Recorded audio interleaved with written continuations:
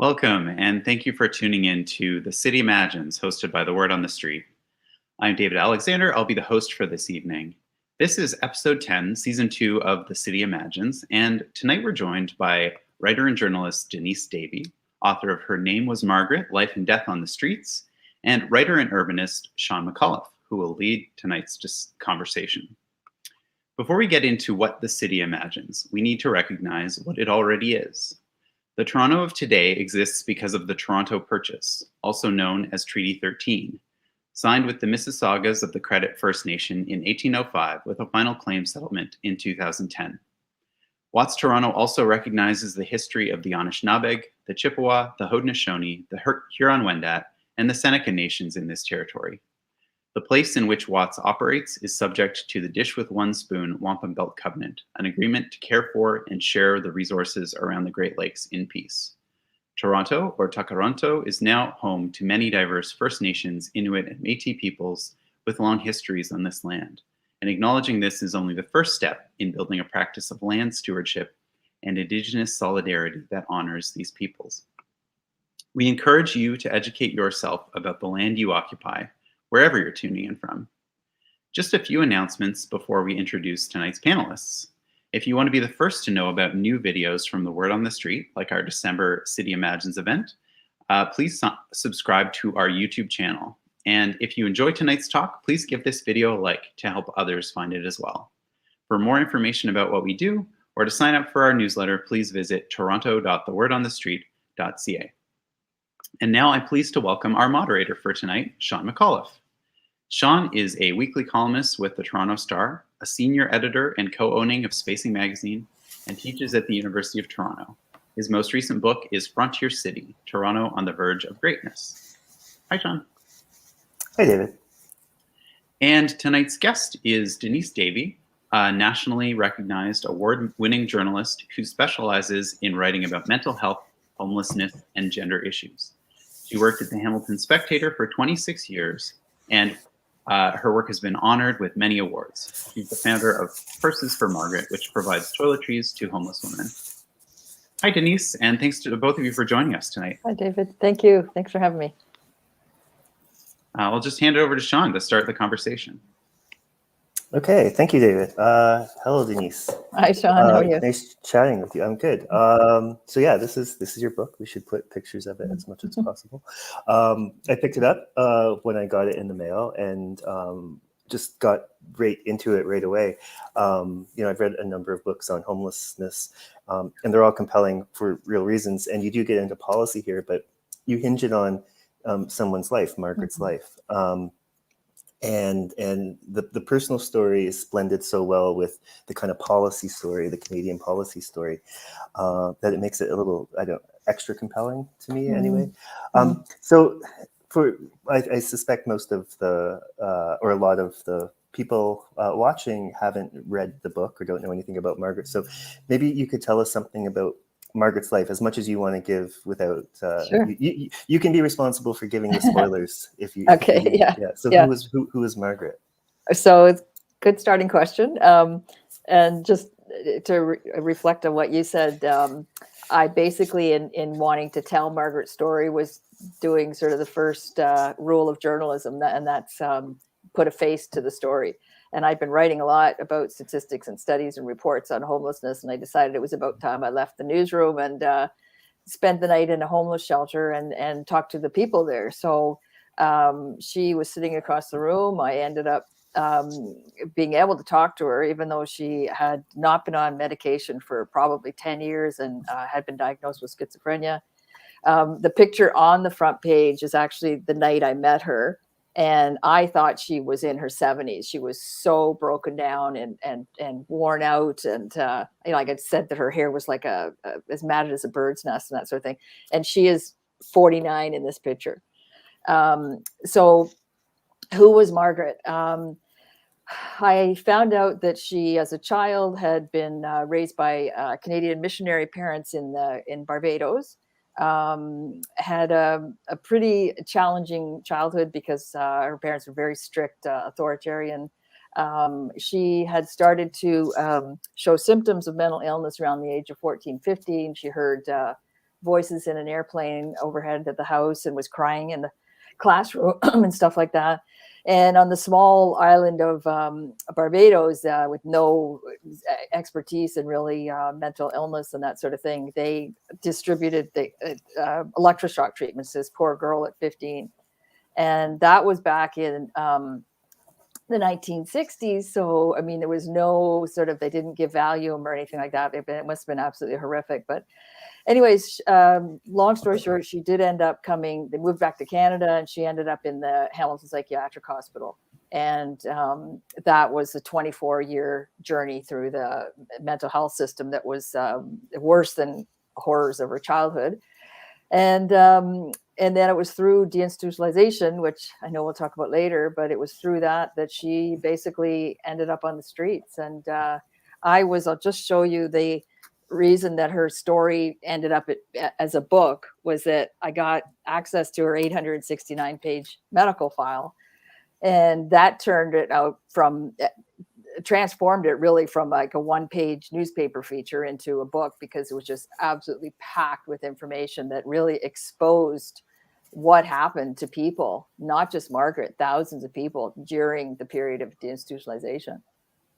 Yeah, that was actually what I was going to ask you about, that 800 plus pages of research of her, basically her life. You were able to almost give a day-to-day, sometimes recounting of her life, because various institutional people, social workers, wrote down what she was making. And there's so many, I think, when you see people who live on the street, people who are experiencing homelessness, it feels almost, you wonder what these stories are, and you were able to kind of tell it. So maybe in that giant stack that you had, like what were the documents like? Like what were the specific? So what kind of that's interesting. You say like I was able to do a day to day, and that was one of the hardest things, was what to put in and what to leave out, because I was absolutely shocked at the detail, not only of the doctors and nurses' notes and social workers, but also it included letters from her family, hundreds of tests, all the long list of medications that she was on. And I guess the most tragic report that actually would leave me in tears as I was reading it was the reports on when she was brought back to the hospital after being in the community. And again, this is really the first look at the impact of deinstitutionalization, because nobody followed these people. They were let out of the hospitals for decades with no follow-up, found in cemeteries, on streets and parks and everything else. Nobody was following them. So this was like a look inside exactly what happened, how people were moved out. And, it was absolutely tragic. So yeah, inside there was police reports, boarding home operators' comments, social workers' notes, doctors, nurses, like I said, letters from the family. Sometimes they'd be so just pages and pages of all kinds of letters of her list of her treatment documents. And I was really surprised at the detail that the doctors and nurses put in. Like they talk about what clothing she was wearing and her exact behavior for the day. And so it really provided me with so much detail for the book. Yeah, there are times it was almost like it was almost like a movie script, because you said she was wearing a new flowery dress, or they went to the vintage store and helped her out, pick out some clothes. Yeah. You mentioned that her letters were in there, and there were letters that she sent to her family, her missionary family, when they were off in other places, and there were letters back.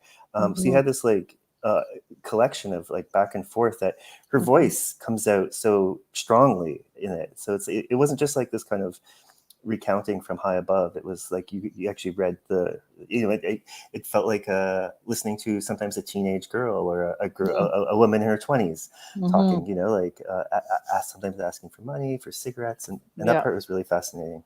Yeah.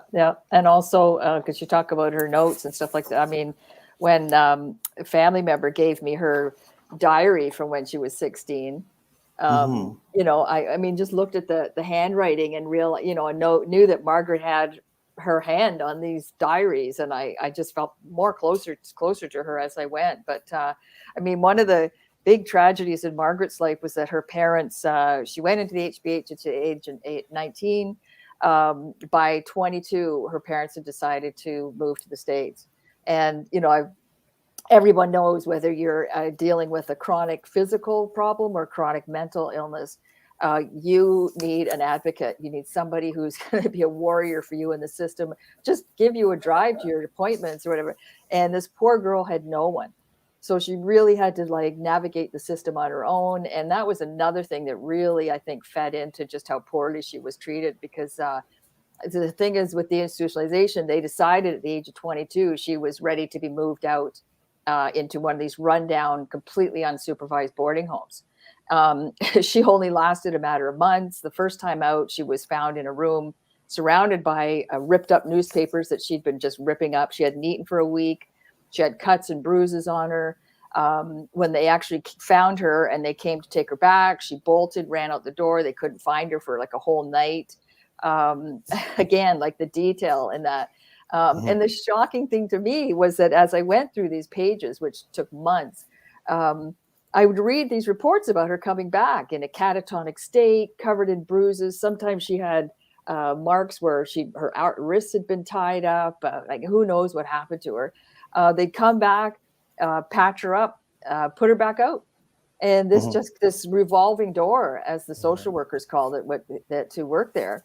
That the force to close beds was so strong that nothing was going to stop them from happening, despite the fact she was an absolute mess when she came back. And doctors, when she came back, would say, clearly this woman should never be released again. She cannot function in the community. There aren't enough supports. We don't have housing. Blah, blah. And then within a couple of weeks, the same doctor would be saying, well, it's time to discharge Margaret again. And that's where it was just mind-boggling. Often people are a little reticent about sharing, personal details like this, especially, something in a family that is maybe they want to hide and that sort of thing. But the family members lent so much material to you. Was it difficult to gain their trust, or were they kind of on side right away? I've often said to people, this was the easiest thing I've ever written and the hardest. I mean, hardest because, just like I said, going through these the files took absolutely months, because when they came to me, they weren't even in chronological order. So even that part of it was crazy. But the hardest thing was that kind of thing. And also just the difficulty of her life and working through that. However, I've also said, like, it's the story that followed me, because she opened up and talked to me that night in the shelter for some reason. I was able to get these files. I got her diary. And I'll just show you, this is not very organized, but the family was completely generous and open with me in terms of photos. This whole, I don't know if could show it, but I mean, I just have like 100 photos these are the letters that were sent to me by her family. And the reason they sent them, they said, was because, and I use this quote in the book, is that Margaret was a mystery to them. Like, her nephews and even her brother had no idea what had happened to her. No idea. They said that they talked about Margaret in whispers. And sometimes they thought, well, maybe she's alcoholic or she's got cancer. She needs to stay in the hospital. But it was all sort of put forward as if this was a good thing and this was what she needed. I sent the brother who lives in China, I sent him the book to read over, and he was absolutely devastated. Like, he had no idea that his sister had been through this, and it just blew him away. Maybe one more process question before we start talking about the wider deinstitutionalization. Well, you just said it took you months to go through these papers, but you've actually been working on this for almost 30 years, because you met her in 1993. That's right. And you mentioned in the book that it changed your life, and you've now written a book about it. And I'm kind of struck by the serendipity of journalism sometimes, how you just sort of, like, if you had not gone to the shelter that night in 93, before the internet as we know it existed, and if you had just, I don't know, like, went into a different room, none of this like there's so much luck involved in very much. Yeah. Because now, I mean, now when I did meet her at the shelter, I thought, like I said, we spoke for 45 minutes. She laid out her whole life. The staff were standing around me, sort of shocked, like this woman was opening up to me. And then afterwards, I thought, well, how do I know how much that is true? I mean, she was full-blown symptoms of schizophrenia. So the next day I called the Hamilton Psychiatric Hospital, and surprising to me, they said, yes, if she will sign a freedom of information form, we'll give you access to the files. That I'm almost positive would not be allowed today. I'm pretty sure that would not be allowed today. And because of the support of her family, I felt okay doing it. And so we did get her to sign and then access the files. But they allowed me to go into a room and actually read them. So I was there for days taking notes, photocopied about 10, 15 pages, I think. But it wasn't until much later that I met a family member, and they accessed the files and gave me the entire thing. So it was because of that. But you're right. There was a lot of serendipity involved in that. I think even the fact that I'm finally releasing it during a pandemic, as tough as that's been at times, it's really raised the issue of homelessness to a whole other level. So it's actually been good timing. Yeah, absolutely. And we'll get to that. I have a few questions about that because in Hamilton, in Toronto, and Halifax, and other cities across Canada, it kind of really the whole housing crisis really came to a head through the pandemic. Yeah. If you have audience out there, if you have questions, please put them in the chat and we'll get to them towards the end of our talk. So maybe shifting to the kind of policy side of it. You really kind of detail the deinstitutionalization of mental health care, of psychiatric care in Canada. And I think one of your figures was 80% of the psychiatric beds were gone, have disappeared since the 1960s. Yeah. And reading this book was really kind of eye-opening to me because as I went to school, I was in university in the 90s, and often the deinstitutionalization was blamed on Mike Harris here in Ontario, but it seems to go back much farther than that. Can you maybe walk us through why did that start and when did it peak? Exactly. So the whole thing was possible simply because of the introduction of drugs, psychopharmaceutical drugs like chlorazepam, which the first time in the history of civilization, anything was invented that controlled or managed the symptoms of mental illness. The side effects were absolutely horrific back then, the tremors, dry mouth, and to the point where, just people would just have to go off of them. Not that it's better, but or completely gone, but it is better than back then. So it was because of that, there was the jumping off point of being able to open the doors and let people out. Nobody disagreed with deinstitutionalization because even today, we know that you will heal faster in the home. You will be able to lead more independent lives. I mean, physical or mental illness today, as well as 20 years ago, 40 years ago, we've known that it is better to be in the community, have that sense of community and get some community supports. So it was, nobody said no to deinstitutionalization. It was like, let's absolutely do it. And so they started closing the beds. And nobody seemed to notice that the community supports weren't there. I mean, I talked to the social workers, Pat Saunders and Helen Kell, who knew Margaret, worked in the hospital with her. They said their hardest part of the job was trying to find some sort of boarding home that wasn't terrible. And they said there were one or two in the entire community, and they were always full. So they knew that they were sending people out into these horrific places. They talked about the one fellow had, and these are just business people. They're not any mental health training or anything like that. The one fellow had 8 single cots lined up in his living room, all like touching each other. And he hired a young teenage girl to feed people, and they would get a bowl of cereal with water in the morning for breakfast. They'd be let out onto the street open the door at 9 a.m., lock the door behind them, and maybe give them the peanut butter sandwich, and then they'd come back at 5. Hence the beginning of people like just wandering our streets who have a mental illness. And so over the years, this was allowed to continue. And I think part of the reason was homeless people don't have a voice. They don't vote. They can't speak up. They can't advocate. A lot of people I've met, their family have either abandoned them or just lost track of them. And this was just allowed to continue. And it was just, I can't imagine the billions of dollars that were saved by closing entire psychiatric hospitals like the Hamilton Psychiatric Hospital and Lakeshore.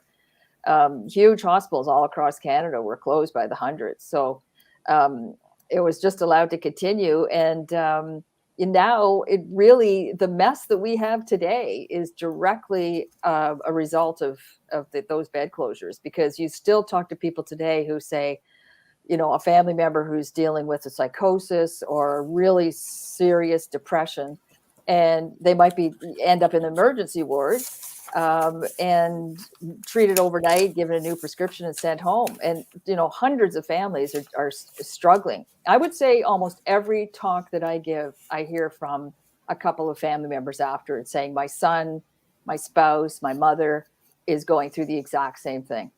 So it's still happening today. Those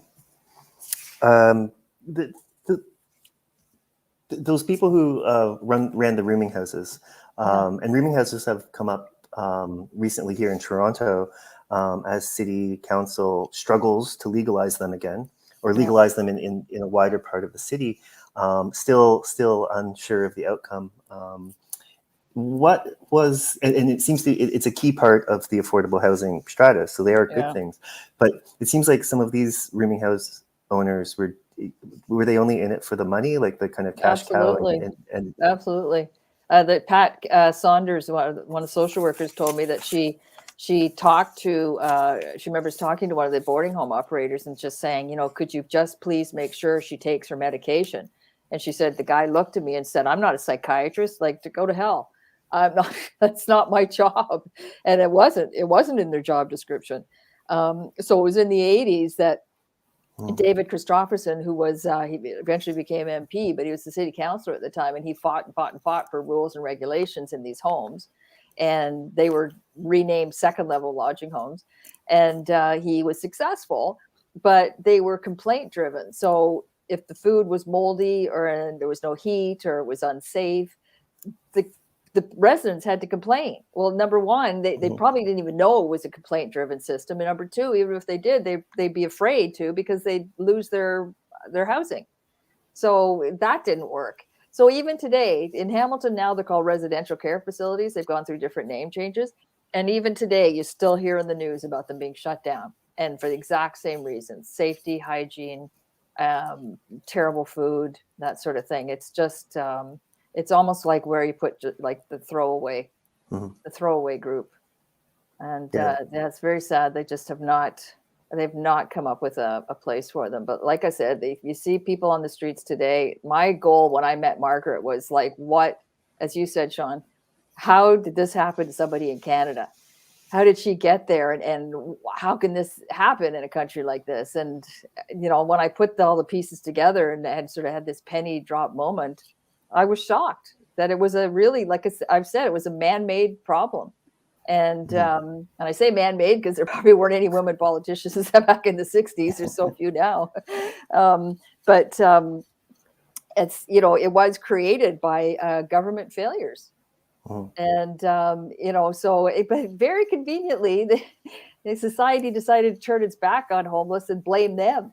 So now you hear, everybody's just so angry with them and considers them lazy layabouts, and that nothing could be further from the truth. Yeah. One of the rationales for making them legal across the board, rooming houses, is that there will be regulations, because they exist all over Toronto right now, and it's all a kind of black market. And so no one knows how people are treated. There was a case here on Yonge Street where operator of a kind of old office building was running almost like a dorm for students who foreign students who were here for U of T or Ryerson, and they were just stacked in like it was a cruise ship, a bad cruise ship. Oh my God! Yeah. So it feels like that was the 60s and 70s, but it's still here. Still the same. Margaret's not the only character in the book, and there's a social worker named Scott who was there for a Yeah. while. A lot of people ask me about Scott. Yeah, and I don't think he doesn't come off as the shining star of social work. He won't be brought No. back to his school to give a speech. Maybe did you meet him, or can you tell me a little bit about him? So one of the things when I went through the notes, and there'd be times when I'm reading the files that I I'm alone in my office, but I'm like yelling out loud, like, what the hell? I'm not a social worker, but I know that's not how you treat people. Because his whole thing about, Margaret would come to the hospital sick as anything. She hadn't taken her medication. And his notes would say, Margaret mismanaging her funds again.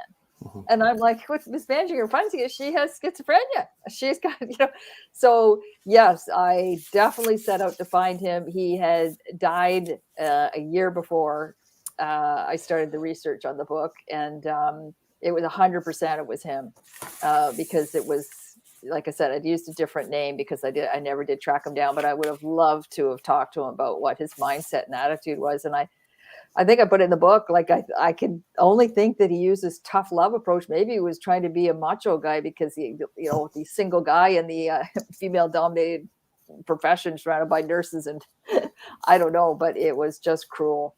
And like I said in the book, it was a jumping off point. His notes were a jumping off point for how doctors and psychiatrists and nurses treated Margaret, because he was her main contact. So the year that she had with him was the worst year of her life.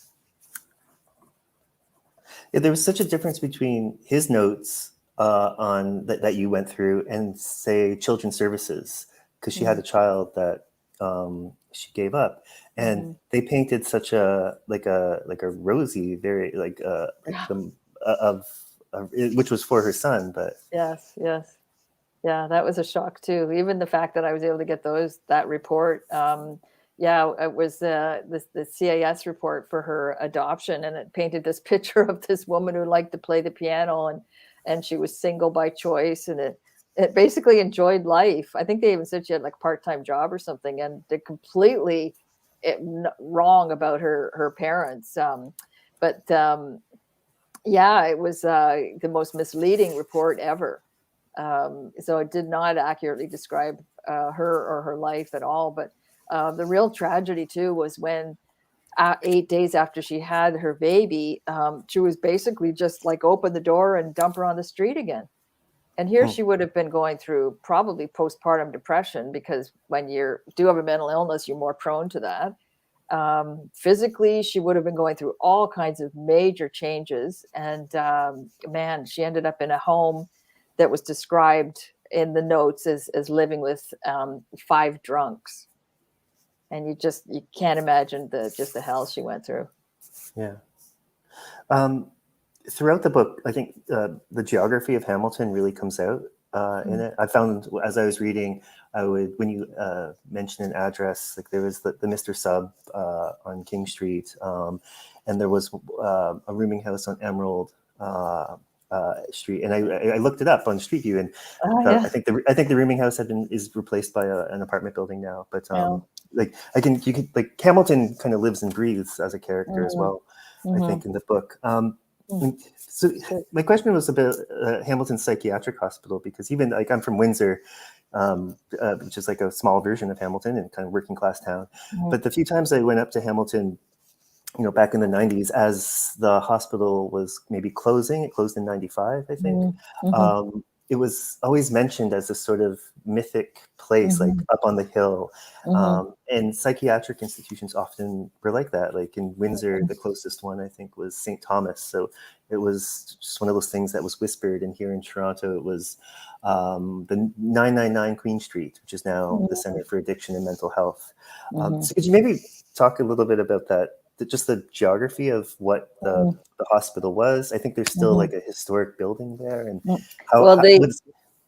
they don't. So I should just in terms of the history. It had been open for years by the time Margaret got there, and I found it interesting that it actually used to have fields where they had the patients and staff actually tended to, vegetable garden. And because it opened, I'm trying to see the exact, it was at its peak, it had 1,750 patients, Wow. which was huge, 1,750 patients. And like I said, they were actively involved in the gardening and planting of vegetables. And I think inside the hospital, they would actually help paint the walls and do the laundry and all that kind of thing. By the time Margaret got there, they were just a lot more sterile. They were trying to she did typing classes and did a little bit of pottery and stuff like that. They did try to keep them busy with things like putting Christmas cards in boxes and stuff like that. Mm-hmm. She was actually a fairly intelligent woman, and that she got really bored easily. And she did always have sort of behavioral issues as well. They constantly complained about her hygiene issues. That just went on and on and on. Yeah. But what I understand from the social workers is that it was shaped with the nurses station in the middle, and then all these wings that went out. And they were basically just put in the wards by geography. If all the ones in Hamilton went in this wing and that wing, and it seemed like an inordinate number were diagnosed with schizophrenia. There was just a lot of, I don't know, but now it might be a bipolar, but they seemed like an awful lot. And I know the social workers both said, like, some of the symptoms varied so much. You wondered like how they could have been all schizophrenic. But anyways, it was eventually torn down and replaced with a building called the West Fifth.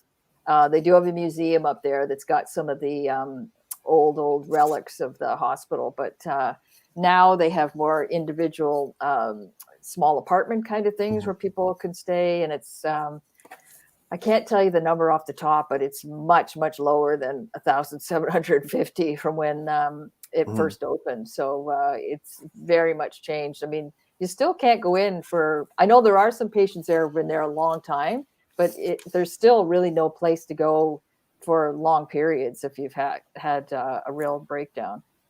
Mm-hmm. I mean, this is a little off topic, but right before the pandemic, actually 2 years ago, went to Buffalo, and the New York State asylum that is there. It's a huge complex, just this massive Victorian looming thing with towers and everything. It's become a boutique hotel. Wow. And we stayed in it, and it's very fancy now. Parts of it are walled off, like it's not all the hotel, but you walk through it, and it's just the most. I mean, it's kind of a tale of gentrification, I guess. But the place was abandoned for so long. But you get a sense in the most almost in like this is like detached way of the space, at least, which is the stairwells of. When you talk about history, though, I think I find it interesting that you have to go back to about the 1790s of the when William Tuke, the Quaker in England, set up the York Retreat, and they called it the moral treatment of care. And it was honestly the only time, when you look back at some of the periods in history we've had with lobotomies and eugenics and electroshock treatments, when you look back at all the sort of torturous methods we've had of treating mental illness, that was the most compassionate, 1790. And it was just a small home-like atmosphere, and the patients all participated. They all had their jobs and roles. They were very sort of a lot more gentle, minor sort of forms of punishment that people were, good. And whether Margaret would have thrived in some place like that, I don't know, because I mean, certainly her mental illness got worse as the years went on. And I talk about this in the book, that isn't a hospital a place you go to get better. Well, in fact, her mental illness and her mental state just declined in a huge way the whole time, 24 years she was there. She actually might have done really well in someplace like the York Retreat. It's very sad. Yeah, and you go briefly back into the 1700s, and it was interesting that it seemed like that was a correction to the way things were done then, and it was almost like it repeats, right? Like there had to be a correction. Last century of how mental, from the lobotomy kind of era. Stories. Yeah. And I mean, we do have in Hamilton, we've got a place called Indwell, INDWELL, and it was set up by a charity. And I think there's maybe It's like a 3 or 4 story building. Absolutely the kind of template you want for people in terms of separate apartments, lots of supports, all individually tailored to people's needs. And I know there are places, and I write about them in the book. I think it's called Compassion House, and often run by small charities, that sort of thing. But we just need like a lot more of those. And there's so in such short supply. I can't even imagine the wait list that those kind of places have. Yeah, so that's a question I was going to get to at the end, but maybe now is a good time. Like deinstitutionalization was in some ways good, but then in some ways not good. Yeah. And Mostly not what, good. Yeah. So what do we need now? Do we need more big institutions or more of the smaller ones that can give, Well, a little more historically, humane... they talked about that York retreat and how it actually led to a global movement. There was a doctor in France that coincidentally set up very similar model there. And that model, like I said, they call it moral treatment of care. It spread not only across Europe, they had them across North America. But they said that it was once they started getting state funding, they just started getting into these larger institutionalized institutions that where everything just fell apart. So mostly, I mean, if you had to pick the lesser of two evils for Margaret, it would have been stay in the hospital. She didn't love it there, but she had 3 meals a day and she was safe. And that would have been the better form, but they just were so adamant about closing beds. They were just determined to get her out. Mm-hmm. So you mentioned, the pandemic and how this was very timely. Like reading the book was almost like a backstory to what we've seen over the last year and a half, and especially over the last summer here in Toronto. There's some very violent encampment evictions, two really violent ones. Alexandra Park and Lamport Stadium. And in Trinity Bellwoods as well, not as violent, but kind of in that direction. And none of it was solved. I live near Dufferin Grove Park, and there's been there were dozens of tents there. Though the city has not invaded the way that they have, and I've been seeing a lot more one-on-one kind of, and I think they maybe got the lesson that the summer didn't work. Yeah. But yeah, so we're seeing like Hamilton has encampments, and Halifax had quite a violent eviction back in August at the old library site right in downtown Halifax. And there were always people, like in Toronto, always people living in the ravines, and you could, but the pandemic really kind of brought it right out, I think, to people, almost to people's front yards, and parks are kind of their front yards. So could you maybe, what's your watching this happen over the last year and a half, how these encampments kind of came out, like how do you kind of explain it after this deep research that you've done? There's so many myths, and I'm really quite shocked that our local politicians haven't taken more time to educate themselves on what's happening. So I mean, the first thing is that everybody's like, well, there's shelters. If they don't want them, that's their problem. It's a choice to live outside. No, it's not. Like, I describe it as an act of desperation, because it's actually quite a rational, logical decision to not go into shelters. I mean, I read a study the other day from the Canadian Medical Journal, and it talked about the level of the amount of COVID within shelters. Sometimes the beds are so close together. Not only of contracting COVID, but dying. The level is much higher. But even before COVID, there was bed bugs and other kinds of outbreaks and violence, especially with women. And then people who have a precious pet that's really keeping their anxiety at bay. Like they can't get out of bed without that. So there's that. They're actually making a rational decision not to go into them. And so it's an act of desperation. These tent encampments are like third world squalor. I mean, they're cold and they're wet and they're hungry and they're humiliated. This is certainly not, they just have nowhere else to go. And so I don't even know if you could use the word choice that they've chosen this. So, and then the other thing that people need to realize is the level of physical and mental illness among homeless people. It's absolutely unbelievable. Dr. Stephen Wang in Toronto has done an enormous amount of studies on this. And I think his statistic was that homeless people use emergency wards about 8 times as often as non-homeless people. And, you know, they come in with very serious, by the time they get there, they have very serious illnesses like level 4 cancers. And, you know, broken bones, severe frostbite. I write about the one fellow in the book, Casper, who got gangrene from the frostbite, was so severe on his feet. They're very ill. I mean, to go in and just like they did at Alexander Park with the horses and the security guards and everything, that's like walking into a psychiatric ward and just getting everybody out in the street, and then you're just being lazy sitting around in here. And they have to realize. I mean, the Canadian Mental Health Association statistic is that more than 70% of homeless people have a mental illness.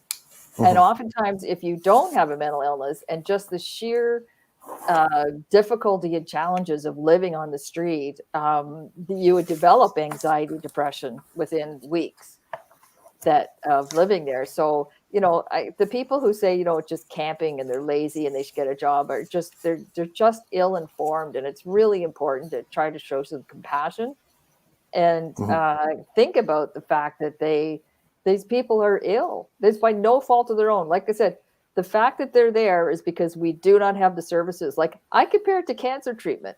If the government came along and said, you know what, you're probably got cancer because you're smoking, you're eating too much fat, your lifestyle, so we're going to cut half the cancer treatments tomorrow. And guess what? People would get sick and die. And that's what's happening here. Like it's actually the same. It's the same.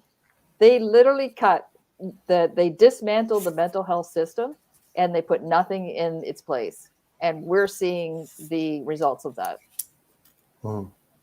Yeah, you mentioned in the book, you kind of point at some solutions, and you mentioned Medicine Hat, which a few years ago now declared like homelessness would end. Can you describe what Medicine Hat did?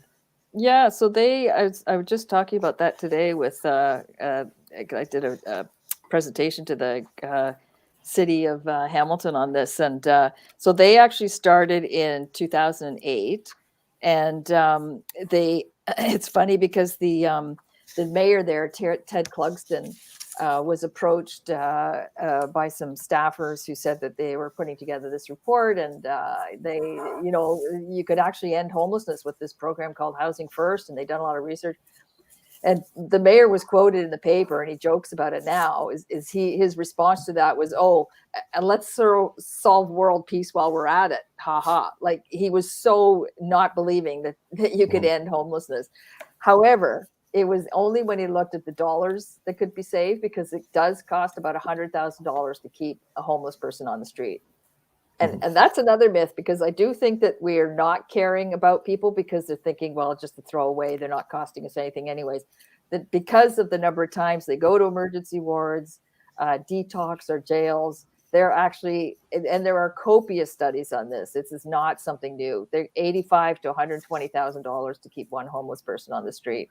So he looked at that and said, we absolutely have to try this.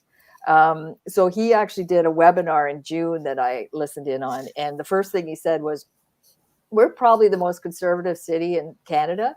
And if we can do it, any place can do it. And it was they made a pledge. They actually all signed a pledge, all the politicians, and they said, we're going to eliminate, set up this plan and eradicate homelessness within 5 years. And it was a matter of taking stock of all the housing options, looking at federal, provincial funding. They've got the template for other cities to adopt. And I'm just really hoping that Hamilton looks at it, and surely Toronto can try to chip away at something similar, because it's absolutely doable. The entire country of Finland adopted this, and they went from 20,000 homeless people to 4,000. They're still working on completely eliminating it. London, Ontario has completely eliminated veteran homelessness. There's all sorts of these programs going on across Canada, and Medicine Hat, they've got bragging rights now. They're absolutely thrilled about this. They go across the country before the pandemic, talking to cities and politicians and just saying, if we can do it, you can do it. So two key things: early intervention. So they try to catch people within a week or so of being in a shelter. So they grab them early, and special tailored individual services to fit that person, whether it's help with budgeting, addiction, childcare, any of the above. They look at those, and it may all seem like a lot of work, but look what we have around us now. Wouldn't it be worth it? Yeah, the most conservative city in Canada. It is a bit not confounding or counterintuitive, but Alberta seems to be really progressive at the municipal level, from electing mayors, very progressive mayors in Edmonton and Calgary, and what Medicine Hat was doing. Like there's a lot. I think our traditional progressive cities of Ontario, and there's lots going on in Edmonton. Like there's really is quite an interesting. I don't know, at some point, if you want to show the video of Margaret, it's quite compelling. I find it's her showing photos of her as a baby, a child, a teenager. It really brings home your original question about putting a face to homelessness. And I felt like if you can recognize and learn about one person and know her name, that's why I called it, her name was Margaret.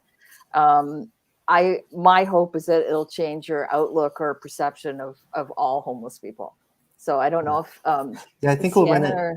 Yeah, I just saw they'll run the Word on the Street folk are going to run your video. Is it 2 minutes long or so? A minute and a half, yeah. Minute left. So we'll maybe in about 10 minutes we'll run it at the end of the talk. So maybe there is a reader question. I have a few more questions too, but we'll reader question, a viewer question. We are on TV. I've been on this computer for too long, 2 years. In your research, what were some of the most effective interventions by individuals? Institutional change often seems too little too late. From Rebecca. By individuals. I mean, she's off the top. I look at what Dr. Gabor Mate is doing in Vancouver with his work on trauma. He's working on the Vancouver downtown east side, so that's the depth of homelessness right there. So off the top, I have to say he's really a hero in that whole area. Like I said, his research into understanding, because the level of trauma and amount of trauma among homeless people is absolutely through the roof. There's often something horrendous. It's the person who in her 20s, the young girl in her 20s who's aged out of the foster care system where she was sexually abused. It's the Indigenous fellow who has faced racism all his life in horrific ways. It's, the woman who is a victim of domestic violence and ended up losing custody of her children. Like there's so many stories, and he gets to the root of it and shows that we have to help them deal with it and recognize that level of trauma that they've been through. So it probably doesn't answer your question fully, because if I look back in history, all I can think about is the worst interventions. Like I said, when I started digging into like even lobotomies, and I found that story on Rosemary Kennedy, it's absolutely unbelievable. And like I said, eugenics and electroshock treatment, which I know is effective for deep depression, but it's been definitely abused.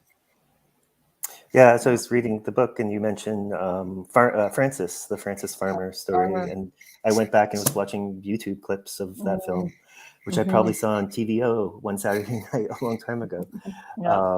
It's unbelievable. Individual interventions, and in the story you mentioned how Margaret was sent to a relative out west and soon sent back because it was a bit overwhelming. Yeah, I love that story. Yeah. And the letters were very that was unbelievable. I couldn't believe it. And one of the reasons I love the story just as a story, but one of the reasons I felt it was so important to the book was because of all the family members I've talked to who tried to help a relative, whether it was their son or partner or, a mother, and just how really difficult it is and how judged they felt. So Marion was all heart. It was just wore her heart on her sleeve. And she just thought, if I take this young girl home and give her some home cooked meals, and she didn't know any better, and allowed her to go off her medication. And again, another example of how she needed support.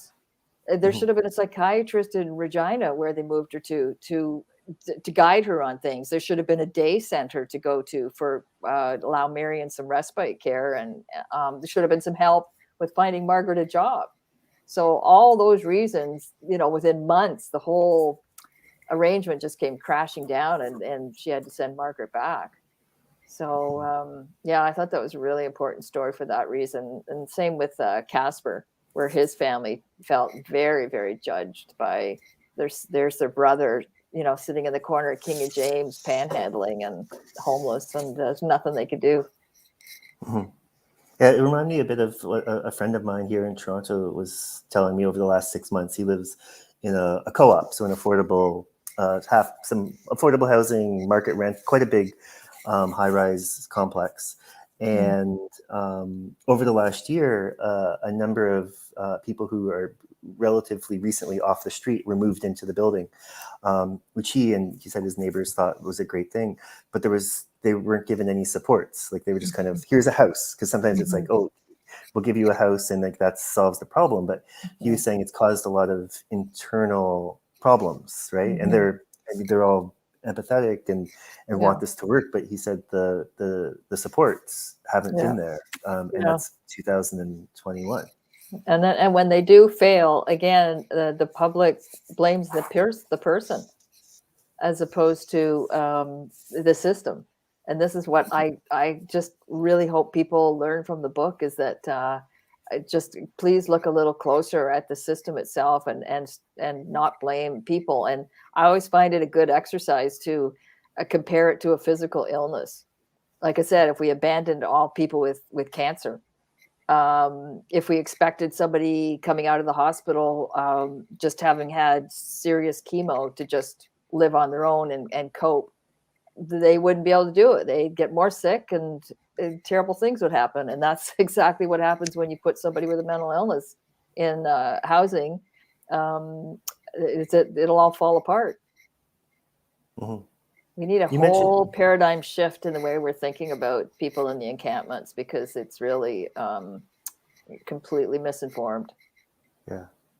You don't really get into it in the book so much, but I couldn't help but thinking, and you mentioned Valium before, over the summer I read Empire of Pain, the new book about the Sackler family, who were the producer, who have made billions of dollars off of Oxycontin and really kind of fueled the opioids problem. And they made their initial money off of Valium in the 60s. So the opioid crisis always seems very really like neck and parallel to the mental health crisis as well. Definitely. Yeah. And I mean, a lot of people self-medicate because of the mental health symptoms to try to calm the voices and hallucinations. That's very, very common. That's why mental illness and addiction often go hand in hand.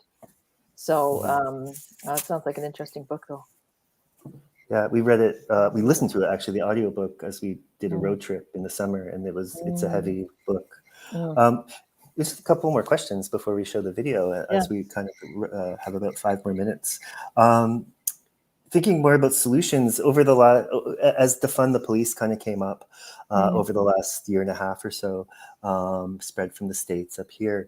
What are your thoughts on that, about different ways of that kind of initial intervention with people suffering from various mental illnesses, and how the police have always been like the first responders, and maybe that's not the best way of doing it? Yeah, I'll tell you a quick story about how last winter I went down to Salvation Army, and sometimes I give out like just $5 gift cards for Tim Hortons. And I was handing them out to a bunch of the guys, and they loved it. And the one guy was flailing and literally throwing himself on the road. And I'm just a journalist. I'm not a doctor. I don't know what to do. So I was able to actually drag him back into the Salvation Army office. They called this crisis intervention program. It took forever for them to get there. But when the police officer walked in, he must have been 6'4", had his huge body armor on with this black bodysuit and then police written across it. Now, he was a really nice, actually quite gentle person, but just the intimidating look of him in this outfit. And I thought, is nobody using their common sense when they come up with these programs? I took a long time to calm this fellow down and to actually get him to agree to go into the police car so they could take him to the hospital. But, you look at things like that and how much mental illness training, even in those programs, are people receiving? I mean, wouldn't it be better to just have him in the background and maybe social workers and other people trying to calm him down? So we do have, that was the other thing, is they did take him, they gave him some medication or something and put him back on the streets. So Hamilton actually has 2 crisis outreach assistance treatment program, I think it's called, and another program through St. Joseph's. And, like I said, they came and helped this fellow that night, but they don't have then the next step. And the next step would be some sort of treatment center to help this fellow. And then the next step after that would be some sort of supportive housing. Those 2 are greatly lacking. So you get sort of the crisis averted, but it's going to happen again. You shouted, "I'm a journalist" at that moment, and just another journalism question, and it goes back to what you were saying at the beginning about having all this information, and you probably wouldn't be able to get it today if you didn't start this process in 1993. Any journalist will rant about the freedom of information and secrecy in Canada and how hard it is to get information from our governments, which is really hard to sell to the average, the non-journalist person, because it looks like we have all the information. But this story maybe is one of those ones that would be hard to tell today. Yes, it would. I mean, if you can still, like I said, a family member can get access to the reports, and then you can, if you have a family member, like I was lucky enough to have this family that was so generous with me. But like I said, this is the first time that I think it's really been revealed just what people went through, and this report's really showed it. Okay, so I guess we will show your video right now of photos of Margaret.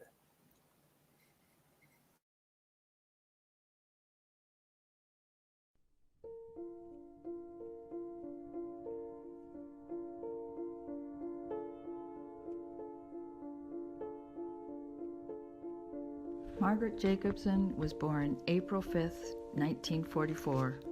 First child of Abe and Verna Jacobson, who were Pentecostal missionaries in Barbados. As a child, Margaret loved nothing more than drawing with her pastels, listening to the radio with her brothers, writing in her diaries, playing the accordion and piano in church, and going to the beach. How did this child with such promise become one of Hamilton's longest surviving homeless women? How did she go from top student and Sunday school teacher to a destitute woman who slept in the alleyways and alcoves of this city? These are some of the questions I set out to answer when I wrote my book. Her name was Margaret, life and death on the streets.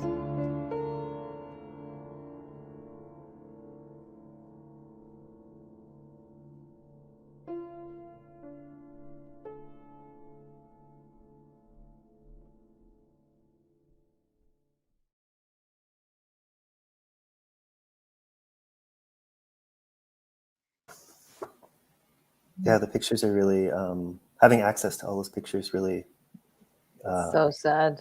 and Yeah. letters. It's just amazing. Yeah. I still, Anyway, thank you for this chat. I hope tear up when I watch that. I hope people buy this book and pick it up however you can. Thank you There's so lots more much, Shawn. information in it. Her life is really, the detail is pretty amazing. Thank you, Shawn. Coupled with the this Canadian problem that we have. Mhm. Thank you. Thanks for your help. Thanks. Yeah, and thanks very much to both of you for this thoughtful conversation and for your writing on these important issues. Her name is Margaret. Life and Death on the Streets by Denise Davy is available now. You can find a copy at your favorite local bookseller or library, or order it from the publisher, Woolstack and Wynn. And thanks so much to everyone for tuning in from home. We will be back in December with City Imagines conversation with Perry King, discussing his new book, Rebound, Sports, Community, and the Inclusive City. We'll be announcing details about that soon. And in the meantime, you can check out more great content on the Word on the Street YouTube channel. Since our annual festival, we've posted a couple of new book talks with Errol Ranville and Gord Hill. And we've also curated some staff picks playlists with some of our favorite events from the past year. Thanks so much to everyone for joining us, and have a great evening.